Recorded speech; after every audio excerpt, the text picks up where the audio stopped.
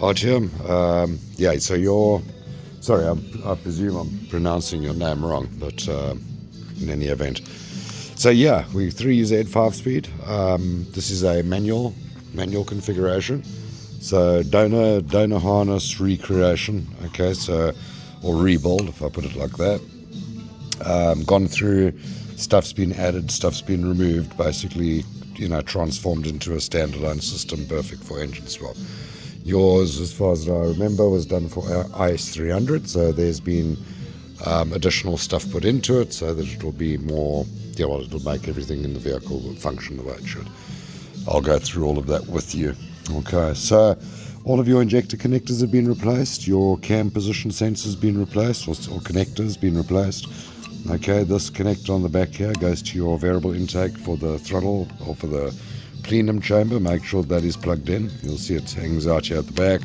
It goes under your plenum chamber. Make sure that is plugged in. It improves your low down torque. Okay, runs here in front. EFI water temp sensor goes across to your 2-pin throttle position, or throttle for your motor, electronic throttle, right? And then you've got this one that we added in for temperature. Okay, if you look just under your EFI temp sensor, there's a little screw out plug. You can get a Toyota sensor, it'll plug straight into that, and it'll screw straight into that. That goes through obviously to your client plug. You being an IS300 won't really require that because all of that will run through your multiplex system, but we'll get into that in a moment. Okay. Oil control valve connector over there, and then it runs down, splits off, goes to your airflow meter. Okay, carries on down, splits off, goes to your alternator, 3-pin connector, and then plugs into your right-hand O2 sensor. That's basically it for this side. Okay, other than this is just a noise filter. Get rid of the noise on your radio from your ignition. Okay, right-hand side, you've got an earth strap on this side, you've got another one on this side. Okay, right over there. Make sure that both of those are properly connected. Okay, and it's always a good thing to put a secondary earth on the heads, okay, to the firewall. Just make sure the Toyota does that. So yeah, right hand or left hand O2 sensor runs through the back over here. Just plug that in, make sure that that is plugged in. Management does require that. Exactly the same the side as the other side. Okay, the only other difference is this connector, 2-pin connector, which normally goes onto a VSV valve over there for your evap. Some guys use it, other guys don't. You do have that in your vehicle if you do want to use it styling. If you don't, then just ignore it.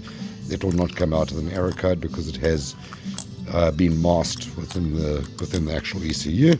And then this is for another one of these noise filters. Okay, it should be bolted onto the top of your engine. Again, here all of your injector connectors have been replaced. Oil control valve. You have your pre-VVTR cam sensor. Okay, it goes down, goes to your aircon compressor clutch, roots down again, goes to your crank sensor, and then it forks off over here to your oil pressure switch.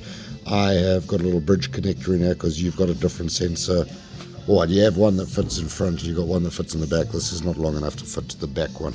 So I've just got a bridge connector going to my sensor over there. So this we have built-in oil pressure protection. Okay, so if you do not have oil pressure, then your fuel pump will switch off.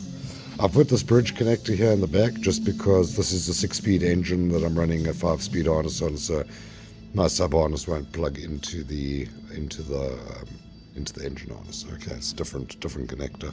All of the engines, all the transmission stuff has been removed from the system. Okay, and then running down here it goes. This is now going to go straight into your IS300 ECU box. Okay, you've got a grommeter that'll fit straight into that. Before that, you've got a T-piece coming off. It goes down to your fuse box. Inside your fuse box, you've obviously got all your fuses. You've got an engine light. You've got an earth terminal over there, right next to the fuse light or to the engine light. Start relay, your fuel control relays, your EFI main relays. All of that has been documented on the bottom of the fuse box lid for your reference in the future. Okay, and then after the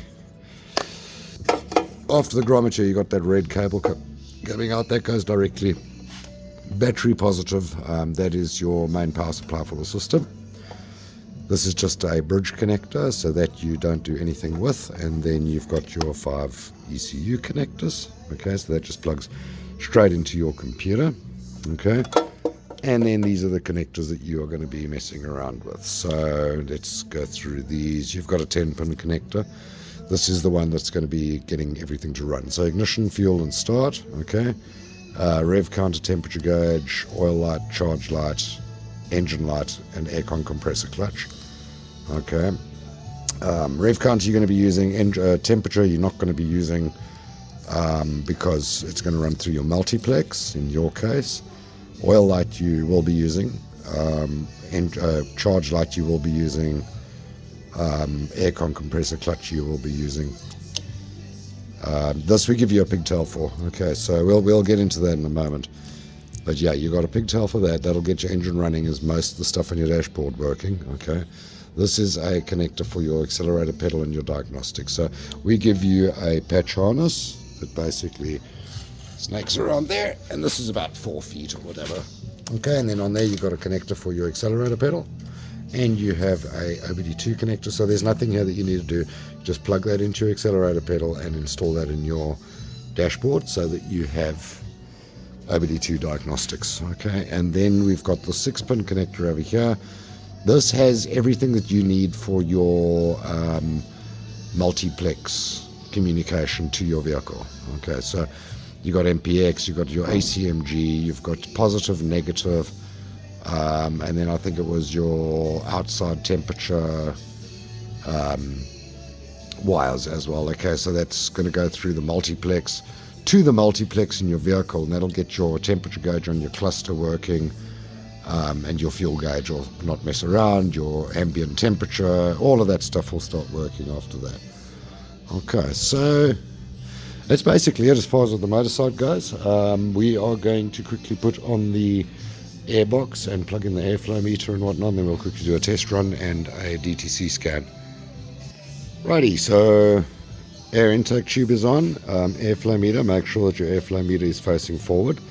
If it's facing the other way around, then it is not going to start. It's going to tell the engine that there's no air going into the motor, and therefore it's not going to inject any fuel, and therefore you're going to have a no start condition.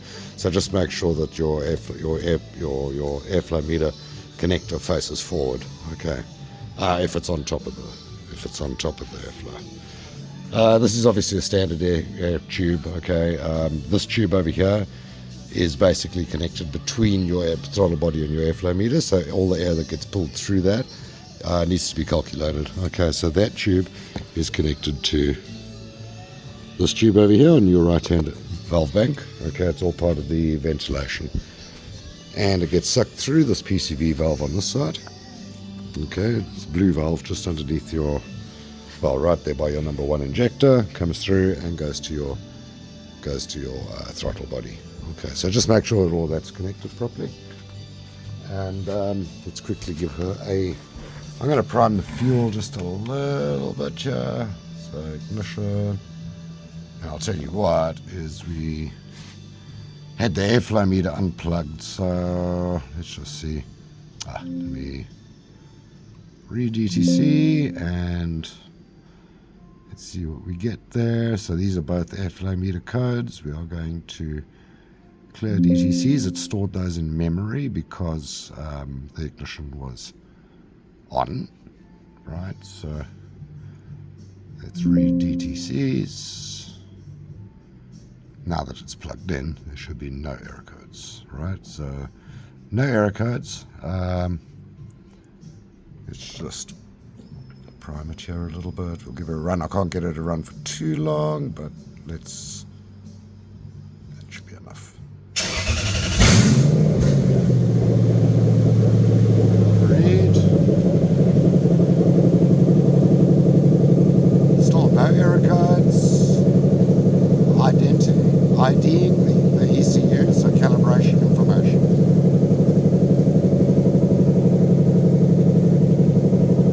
K-line always takes a little bit of time.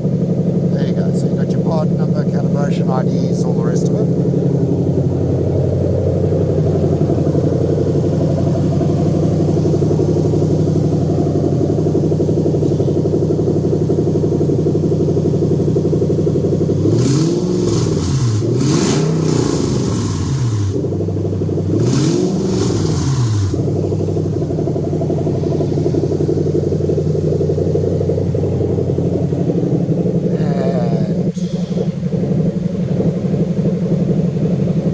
just once more time.